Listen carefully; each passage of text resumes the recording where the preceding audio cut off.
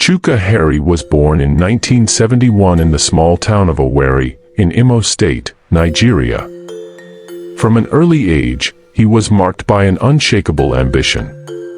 Growing up in a modest household, Chuka witnessed his parents work tirelessly to make ends meet.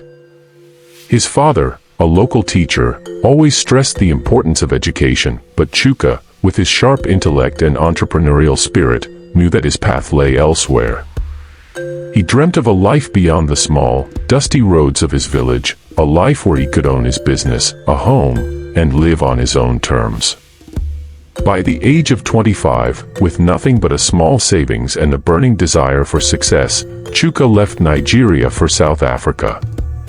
The country was in the midst of transformation, with opportunities seemingly ripe for the taking. But it wasn't easy. Chuka found himself working odd jobs at first, from washing cars to serving food in high-end restaurants. Yet, he never stopped hustling. Every night, he would study business journals and market trends, preparing himself for the day when he would take a leap into entrepreneurship. 5 years passed, and Chuka had finally managed to save enough money to start a small import-export business. It wasn't much, but it was his. He poured every bit of his energy into it, and it began to grow. Soon, he was importing electronics and goods from overseas, and his business blossomed. He met a South African woman named Nandi at a business event, and it wasn't long before they fell in love. Nandi, with her elegance and ambition, seemed like the perfect match for him. She understood his dreams and the sacrifices it took to build his empire.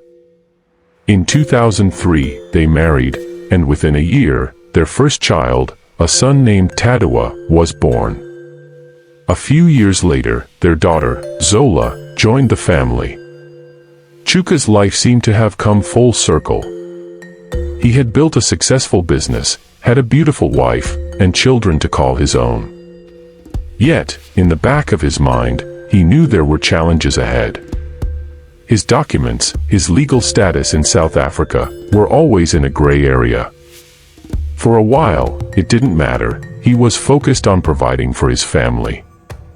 But when the government cracked down on businesses with irregular documentation, Chuka was left with no choice but to register his company and all properties in Nandi's name, ensuring that nothing would be lost if the authorities came after him.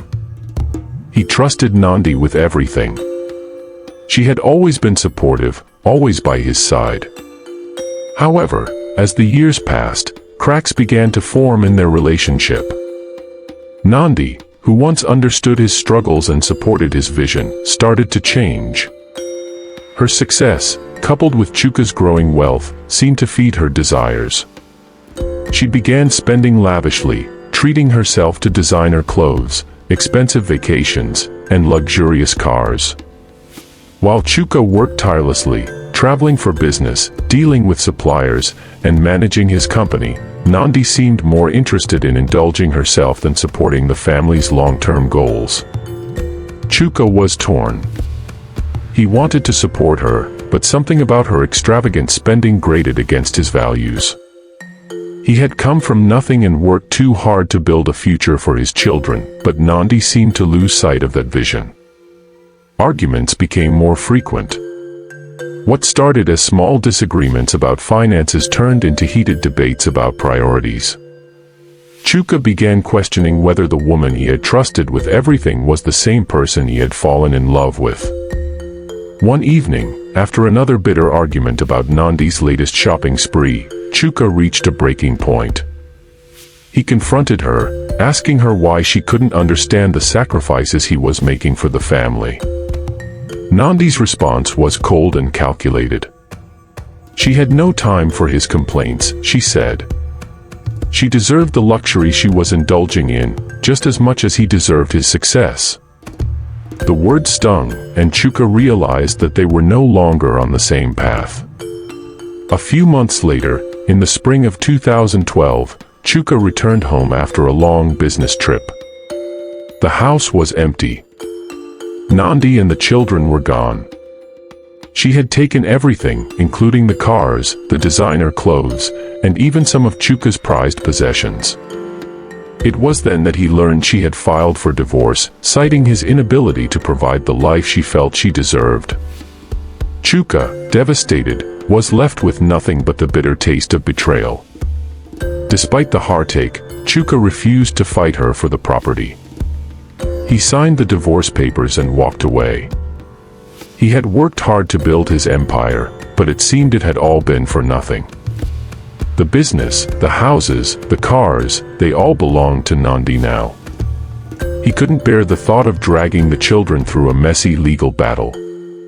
Besides, he knew that deep down, he had given her everything he had. But she wanted more. 3 months had passed since the divorce, and Chuka was left alone, wandering through the streets of Johannesburg, his thoughts consumed by the loss of his family. He had no desire for another relationship, no interest in re-entering the dating scene. His business was doing well, but he found no joy in it anymore. The success he had once craved felt hollow. All he wanted was his family back. But it was too late.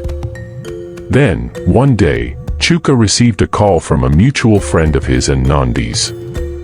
The friend, an old business associate, seemed nervous on the phone. Chuka listened intently as the man told him that Nandi had been spending even more recklessly. She had started gambling, and her debts were mounting. Chuka's heart sank. He had left everything behind to avoid further conflict, but the thought of Nandi losing everything, including their children's future, weighed heavily on him. As Chuka mulled over the news, he couldn't help but wonder what had gone wrong. Could things have been different?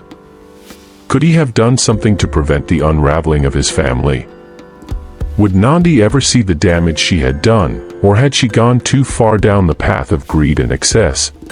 On December 16, 2024, Chuka was at home, enjoying a rare evening with his children. Their laughter filled the room as they played, unaware of the challenges that had shaped their father's life. Chuka felt at peace, determined to rebuild and give them a better future, one that connected them to their roots in Nigeria. Despite everything that had happened over the years, Chuka Harry still had access to his children. That evening, though, would be their last as a family. After playing for hours, Nandi arrived at the house, unannounced. Chuka noticed her demeanor was cold, but he didn't expect anything unusual. She had been distant since the divorce, but she was still their mother. Without much of a word, she took Tadewa and Zola, telling Chuka that they were going out for a while. Reluctantly, he agreed. It was late, but he trusted Nandi with their children. Despite everything that had happened, little did he know, this was the beginning of the end. Later that night, unknown assailants stormed into Chuka's home. It all happened so fast, too fast for Chuka to comprehend. The violence was quick and brutal. Chuka never saw the faces of the men who took his life, but they left no doubt about their intentions. He was dead before he even had a chance to fight back. No one knows for sure if Nandi had any part in it, but rumors began to spread. Could she have been involved? Was this the ultimate betrayal? Accusations flew, and in the quiet of the night, those who knew Chuka started to question everything. The morning after Chuka's death, news spread like wildfire. The Nigerian community in South Africa, alongside his own family, demanded justice. But there was a new problem. Nandi refused to release Chuka's body. She insisted he be buried in South Africa, and her threats escalated. She told Chuka's family that if they pressed the issue, she would have his body dismembered. The Nigerian community in South Africa was stunned. There were calls for her to reconsider, for her to let Chuka's family give him a proper burial in his homeland, but Nandi remained firm in her decision. The authorities, caught in a tug of war, hesitated to intervene. Meanwhile, South Africans were reacting with disturbing glee at the news of Chuka's death. Their deep-seated resentment toward Nigerians living in their country was well known, but it had never been so stark. Some even went so far as to suggest violence against Nigerians. Attack them, they said. Nigerians bring trouble, and now the trouble is gone. The situation was becoming dangerously volatile, but amidst this brewing storm, the Nigerian community in South Africa was calling for unity. Chuka's friends, family, and fellow Nigerians were adamant they needed to return Chuka's body to Nigeria. They needed to honor his life, his sacrifices, and his contributions. There was no peace in South Africa without respect for the dead. They called on the South African authorities to step in and ensure Chuka's final wishes were respected, and then, there was the painful reality of the situation. Chuka had invested so much of himself into South Africa. He had worked, built a life, and provided for his family, only to have it all crumble away.